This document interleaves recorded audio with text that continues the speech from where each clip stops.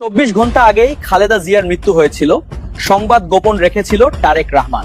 তিনি মারা গেছেন। এমন পরিস্থিতিতে সরকার যখন তাকে অতি গুরুত্বপূর্ণ ব্যক্তি ঘোষণা করে অতি নিরাপত্তা বলয় আরো শক্ত করে, তখন স্বাভাবিকভাবে অনেক পক্ষের, এমনকি খালেদা জিয়ার নিজের দলের পক্ষেরও কারো কারো চোখে এটি সন্দেহজনক। নানান চড়াই উত্তরাই পার হয়ে, নানান নাটকীয়তা পার হয়ে বিএনপির ভারপ্রাপ্ত চেয়ারম্যান তারেক রহমান তিনি অবশেষে বাংলাদেশে আসছেন। আপনার কি মনে হয় যে খালেদা জিয়া এখন এই মুহূর্তে জীবিত নেই? আমার বিশ্বাস উনি জীবিত নয়। এবং সরকার কেন এটি ডিক্লিয়ারেশনে দেরি করছে? ভিতরে উদ্দেশ্য যদি আপনি ব্যাখ্যা করার চেষ্টা করেছেন, যদি একবারে বলেন, এক বাক্যে। সেটা দুটি কারণে সরকার করছে। একটি হলো তার নিজের কতটুকু থ্রেট হতে পারে ডিক্লেয়ার করলে পরে।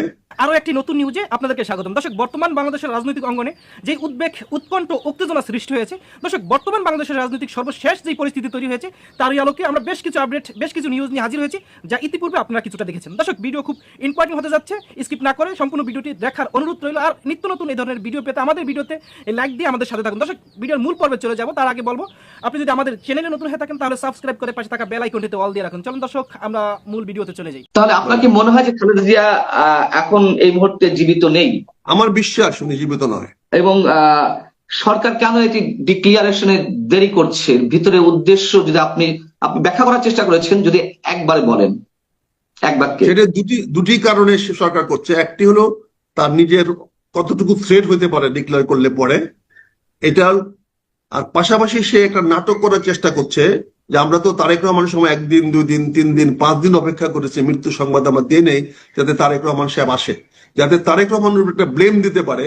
এই জন্য সরকার সেই উদ্দেশ্য এই জিনিসটা ধামাচাপা দেওয়ার চেষ্টা করছে। খুব যে হবে এটা সরকার বুঝে গেছে বলে দেখেন তার মৃত্যুর আগে, মানে শেষ পর্যায়ে এসে ওনাকে বিশেষ গুরুত্বপূর্ণ ব্যক্তি বলে ঘোষণা করেছে, যাতে ওনার বলয়, ওনার চারপাশে ওনার একটা বলয়, নিরাপত্তা বলয় তৈরি করা যায়, যেখানে হাসপাতাল নিরাপদ থাকলো, সরকার নিরাপদ থাকলো। তাকে হাসপাতালে চিকিৎসা দেওয়া না কারণে, তাকে নির্যাতিত করার জন্য, তাকে কারারুদ্ধ করে রাখার জন্য তার শাস্তির অবনীত হয়েছে। ফলে এর জন্য দায়ী আওয়ামী লীগ। এই ন্যারেটিভটা, এই যদি আপনার বিবরণটা, যেটাকে আমরা আজকে কি বলা হয় ন্যারেটিভ, এই ন্যারেটিভটা যদি বাংলাদেশের মানুষকে সামনে তুলে ধরা যায় স্পষ্টভাবে, তাহলে রোষটা কার দিকে যাবে? আমন্ত্রণ জানাচ্ছি প্রিয় দর্শক, মানচিত্রের নিয়মিত আয়োজন কথোপকথনে। সারা দেশের মানুষ নিশ্চয়ই খালেদা জিয়ার শারীরিক অবস্থা, সর্বশেষ অবস্থা সম্পর্কে উদ্বেগ, উৎকণ্ঠার মধ্যে রয়েছেন। এক্সাক্ট নিউজ পাওয়া যাচ্ছে না এমন অভিযোগ অনেকের, এবং একই সঙ্গে তিনি যে হসপিটালে চিকিৎসাধীন তার সামনে 3 স্তরের নিরাপত্তা বেষ্টনী গড়ে তোলা হয়েছে। কেন এই ব্যবস্থায়, সবকিছু নিয়ে আমরা কথা বলবো। এই বিষয়ে আলোচনার জন্য আমাদের সঙ্গে যুক্ত রয়েছেন সাবেক সংসদ সদস্য, মুক্তিযোদ্ধা, সাবেক সেনা কর্মকর্তা, মেজর অবসরপ্রাপ্ত আখতারুজ্জামান। মোহাম্মদ আখতারুজ্জামান, আপনাকে স্বাগত জানাচ্ছি আমরা। এবং শুরুতে একটু জানতে চাচ্ছি, আপনি নিশ্চয়ই বেগম খালেদা জিয়াকে কয়েক দফায় দেখতে গিয়েছেন। সবশেষ আপনি কখন দেখতে গিয়েছেন এবং আপনি কি মনে করছেন তার শারীরিক অবস্থা সম্পর্কে, যদি একটু আমাদেরকে সর্বশেষ অবস্থা সম্পর্কে জানাতেন? আসসালামু আলাইকুম পান্না ভাই। জি, ওয়ালাইকুম আসসালাম। এটা আমি অত্যন্ত ভাগ্যবান যে আপনার সঙ্গে আবার আমার সামনাসামনি কথা বলার সুযোগ আল্লাহ আমাকে দিয়েছে।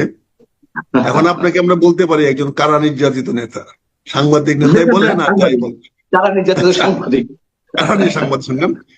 কনগ্রেচুলেশন, জি, কনগ্রেচুলেশন, শুভেচ্ছা আপনাকে।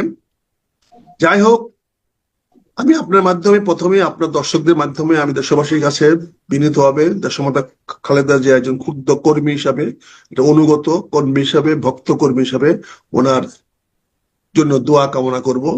জনগণ যেন ওনাকে দোয়া করে, দোয়ার কোন স্টেজটা হবে সেটা জানি না, তবে আমি সেটা বলবো আল্লাহ যেন ওনাকে বেহেশত নসিব করেন। এই দোয়াটা করাটা মনে হয় আমাদের জন্য এখন এই মুহূর্তে সবচেয়ে ভালো হবে। কারণ অনেকে আমরা বলি শ্বাসের কোনো বিশ্বাস নাই, আবার শ্বাস কখন থাকে কখন থাকে না এটা নির্ধারিত বলতে পারি না। আমরা যেহেতু কোনো তথ্য জানি না, আর আমি দেখে আসার পরে আমার ব্যক্তিগত অভিজ্ঞতায় বা আজকেও আমি যেটা দেখলাম, কথাবার্তা যেটা বলা হচ্ছে, তাতে আমি মনে করি সবার কাছে আমি দোয়া চাই যে ওনাকে আল্লাহ যেন বেহেশত নসিব করেন। হয়তো ওনার নিথর দেহটা হয়তো এখনো ইয়াতে আছে, ওনার নিথর দেহটা হয়তো এখনো, হয়তো না মানে সরি, ওনার নিথর দেহটাই এখন আছে ওই এবারকে গেট হাসপাতালে। তার ভিতরে আত্মা আছে কিনা আমি জানি না, সে আত্মা চলে গেছেন কিনা আমি জানি না। আজকেও আমি একটা ব্রিফিং শুনলাম আমাদের স্বাস্থ্য ম্যাডামের স্বাস্থ্য অফিসার, স্বাস্থ্য কি কর্মকর্তা, স্বাস্থ্য ডাক্তার, জি। যে উনিও ওষুধ নিচ্ছেন, উনি কিন্তু বললেন না যে মুখে নিচ্ছেন। ইঞ্জেকশন তো ডেড বডিতেও দেওয়া যায়,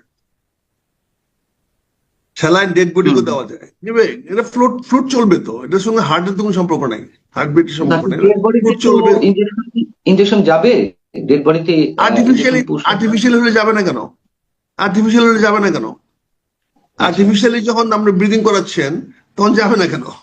আপনি তো ভেন্টিলেটর দিয়েছেন, তার মানে হার্ট ফেল করেছে, কিন্তু আপনি তাকে চালায় রাখতেছেন, দিয়ে মুহূর্তে আপনি এটাকে বন্ধ করে দিবেন পাম্পিং, সেই মুহূর্তে সেটা শেষ হয়ে যাবে। এটা অপেক্ষা।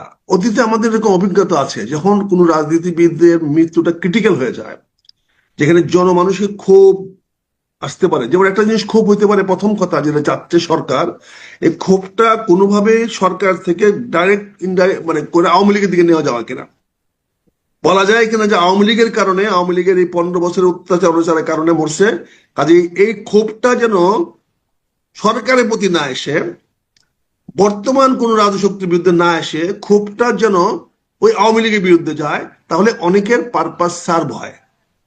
যেমন পাকিস্তানে দেখেছেন, পাকিস্তানের আর্মিরা ক্ষমতা কুক্ষিগত করেছে, তখনই যখন ইমরান খানের মৃত্যু সংবাদগুলো দ্রুত আসা শুরু হয়েছে, সে আছে কি নাই। এই ধরনের অবস্থায় পরিপ্রেক্ষিতে আমাদের ক্ষুদ্র অভিজ্ঞতা বলে সরকার এখানে তার মানুষের যে ক্ষোভ কার বিরুদ্ধে হতে পারে সেটা অন্যদিকে স্থানান্তর করার চেষ্টা করছে।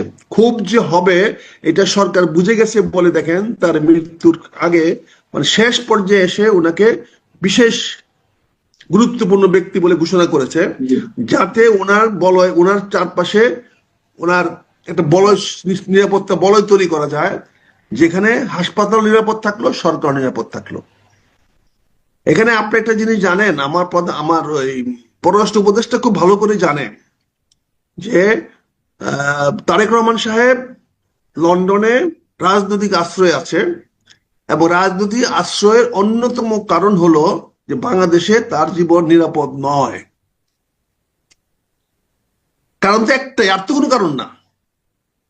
যেমন আমি এই বিষয়টাতে আসবো, তার আগে যে প্রশ্নগুলো ছিল সেই প্রশ্নগুলোর উত্তর আপনি এরই মধ্যে খুব সংক্ষেপে দিয়ে দিয়েছেন আমার যেটি মনে হয়। তারপরে দর্শকের সুবিধার্থে আপনি যা বলার চেষ্টা করছেন আর একটু সহজভাবে আমি একটু জানতে চাই এবং দর্শকদের উদ্দেশ্যে জানাতে চাই। প্রথম প্রশ্ন হচ্ছে যে বেগম খালেদা জিয়ার এখন যে সর্বশেষ পরিস্থিতি তা আপনি আকার ইঙ্গিতে বুঝিয়ে দিয়েছেন। এখন সেই বিষয়টি নিয়ে কি আসলে কোনো লুকোচুরি হচ্ছে, এবং লুকোচুরি যদি হয়ে থাকে তাহলে কে করছে? কি সরকার করছে? সরকার করে থাকলে তার মধ্যে কোনো রাজনীতি আছে কিনা, আমি এই প্রশ্নের উত্তরটা একটু চাচ্ছি। আপনি দেখেন, এই সরকারের অস্তিত্ব নির্ভর করতেছে দেশমাতা খালেদা জিয়ার শেষ ব্রিদিংয়ের উপরে। ওনার শ্বাস যতদিন চলবে ততদিন এই সরকার টিকে থাকার সম্ভাবনা থাকবে। কারণ এই শ্বাস বন্ধ হয়ে যাওয়ার পরে মানুষ বিক্ষোভে ফেটে পড়ে কিনা এটার একটা সম্ভাবনা রয়ে গেছে, এই জন্য এই সরকার জানে। আর এই সরকারের সঙ্গে আমাদের নেতা তারেক রহমান সাহেবের একটা ভেরি গুড আন্ডারস্ট্যান্ডিং আছে। আপনি দেখেন আজকেও এই আমাদের ডাক্তার জাহিদ সাহেব বলেছেন যে উপদেষ্টা সাহেবরা সবাই যোগাযোগ করতেছেন। উপদেষ্টা সাহেবরা যোগাযোগ করতেছেন, এটা বিএনপির পক্ষ থেকে বলার কি দরকার? ম্যাডামের পক্ষ থেকে বলার কি দরকার? তাহলে ওনাদের জন্য সাফাই গাচ্ছেন। অর্থাৎ আমি যে কথাটা বলছি, আক্রোশটা যাতে সরকারের দিকে না যায়, কারণ আক্রোশ তো মানুষ তৈরি হয়ে গেছে। কারণ যদি প্রথম দিন কেন প্রধান উপদেষ্টা আসলেন না, কেন প্রথম দিন তার মেডিকেল উপদেষ্টা ডাক্তার উপদেষ্টা আসলেন না? মানুষের ক্রোধ কিন্তু তৈরি হয়ে গেছে যে অবহেলা করে, অবজ্ঞা করে দেশমাতা খালেদা জিয়াকে আজকে এই জায়গায় নিয়ে আসছে। আজকে দেখা যেখানে বলা হচ্ছে ওনাকে এখন যে কোনো সময় বিদেশে নেওয়া যাবে, তাহলে এই সিদ্ধান্তটা কেন 7 দিন 10 দিন আগে নেওয়া হলো না? 23 তারিখ, আজকে 3 তারিখ, প্রায় 11 দিন কেন নেওয়া হলো না? আর এখন যদি নিতে পারে তাহলে অপেক্ষা কার কারণের জন্য? ওনাকে যান বাঁচানোর জন্য, না এখন তারেক রহমান সাহেবের সিদ্ধান্ত অনুযায়ী? এখন তারেক রহমান সাহেবের সিদ্ধান্ত আমরা গেলাম না, কিন্তু কথা হচ্ছে যে তোমরা নিজেদের অবস্থাকে রক্ষা করার জন্য, মানুষের রোষ থেকে, মানুষের ক্রোধ থেকে বাঁচার জন্য, আপনি দেখেন ওনার